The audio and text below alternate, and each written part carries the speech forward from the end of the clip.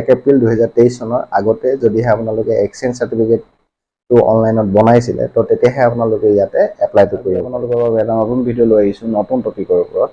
আজিৰ টপিকটো হৈছে আপোনালোকে যদিহে নিবনুৱা হয় তো নিশ্চয় আপোনালোকে সকলোৱে গম পাই আছে যে মামা ছাৰে আমাক এটা সাহায্য প্ৰদান কৰিম বুলি কৈছে যিসকল নিবনুৱা আছে। তো এই নিবনুৱাসকলে যদি আজি এই ভিডিঅ'টো সম্পূৰ্ণ চায় তেওঁলোকে জানিব পাৰিব এই মামা ছাৰে আগবঢ়োৱা সাহায্যটো আপোনালোকে কি ধৰণে ল'ব পাৰিব আৰু এই সাহায্যটো ল'বলৈ হ'লে আপোনালোকৰ যোগ্যতাৰ মাপকাঠিবোৰ কেনেকুৱা ধৰণৰ হ'ব লাগিব।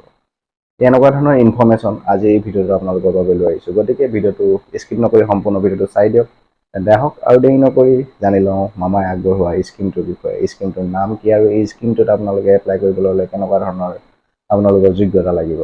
তো ফ্ৰেণ্ডছ, যদিহে আপোনালোকে এই মামাই আগবঢ়োৱা স্কিমটোত আপোনালোকে এপ্লাই কৰিব বিচাৰে, মানে এই মামাই আগবঢ়োৱা স্কিমটো যে বাৰে বাৰে আপোনালোকক মই জনাই আছোঁ। তো এই স্কিমটোৰ নাম হৈছে আত্মনিৰ্ভৰশীল অসম। তো এই আত্মনিৰ্ভৰশীল অসম যোনটো স্কিম আছে এই স্কিমটোত যদিহে আপোনালোকে এপ্লাই কৰিব বিচাৰে তেনেহ'লে আপোনালোকে 23 ছেপ্টেম্বৰ 2023 তাৰিখৰ পৰা কৰিব পাৰিব। তো নেক্সট ভিডিঅ'ত মই আপোনালোকক জনাই দিম কি ধৰণে আপোনালোকে এপ্লাই কৰিব পাৰিব। কিন্তু আজি এই ভিডিঅ'ত আপোনালোকে জানি লওক আপোনালোকে যদিহে এপ্লাই কৰিব বিচাৰে তেনেহ'লে আপোনালোকে কেনেকুৱা ধৰণৰ ক্ৰাইটেৰিয়াটো লাগিব, মানে এলিজিবিলিটি ক্ৰাইটেৰিয়াটো কেনেকুৱা ধৰণৰ হ'ব। এই স্কিমটোত যদিহে আপোনালোকে এপ্লাই কৰিব বিচাৰে তেনেহ'লে আপোনালোকে অসমৰ স্থায়ী বাসিন্দা হ'ব লাগিব, তেতিয়াহে আপোনালোকে এই স্কিমটোত এপ্লাই কৰিব পাৰিব। নেক্সট আপোনালোকৰ বয়সৰ সময়সীমাও এটা থাকিব। তো বয়সৰ সময়সীমাটো আপোনালোকে 18 বছৰৰ পৰা 45 বছৰ হ'ব লাগিব, তেতিয়াহে আপোনালোকে এই স্কিমটোত এপ্লাই কৰিব পাৰিব। আৰু এটা থাকিব এডুকেশ্যন কোৱালিফিকেশ্যনৰ যোনটো শিক্ষাগত অৰ্হতা। তো শিক্ষাগত অৰ্হতাটো আপোনালোকৰ নিম্নতম মানে 10ম শ্ৰেণী পাছ কৰা হ'ব লাগিব, তেতিয়াহে এপ্লাই কৰিব পাৰিব। 10ম শ্ৰেণীৰ তলৰ হ'লে আপোনালোকে এই স্কিমটোত এপ্লাই কৰিব নোৱাৰিব।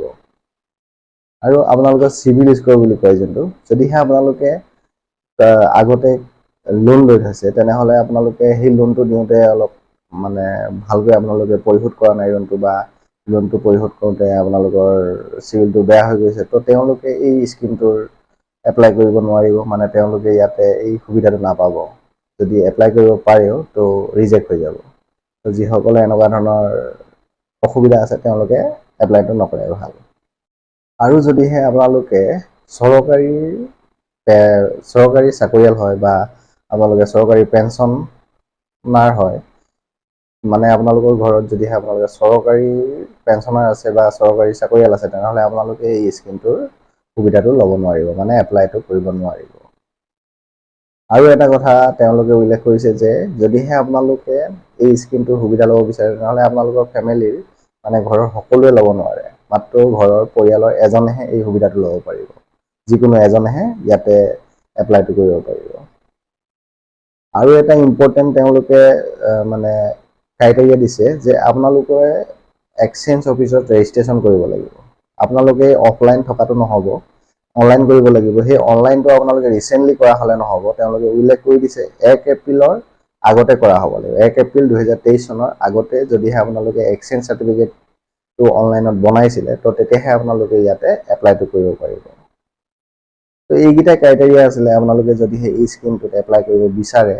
তো নেক্সট আহিবলগীয়া ভিডিঅ'ত আপোনালোকে কাইলৈ জানিব পাৰিবই যে ইয়াতে এপ্লাইটো আপোনালোকে কি ধৰণে কৰিব পাৰিব, কোনটো ৱেবছাইটত এপ্লাইটো হৈ আছে। তো এনেকুৱা ধৰণৰ ইনফৰমেশ্যন লৈ নেক্সট কাইলৈ ভিডিঅ'টো আপোনালোকৰ বাবে লৈ আহিম। তো আজি এই ভিডিঅ'টোত মই আপোনালোকক জনালোঁ জাষ্ট আপোনালোকে যদিহে এই আত্মনিৰ্ভৰ অসম আঁচনিটোত আপোনালোকে যদিহে এপ্লাই কৰিব বিচাৰে তেনেহ'লে আপোনালোকৰ কেনেকুৱা ক্ৰাইটেৰিয়া লাগিব, এই ক্ৰাইটেৰিয়াখিনিহে আপোনালোকৰ বাবে লৈ আহিলোঁ।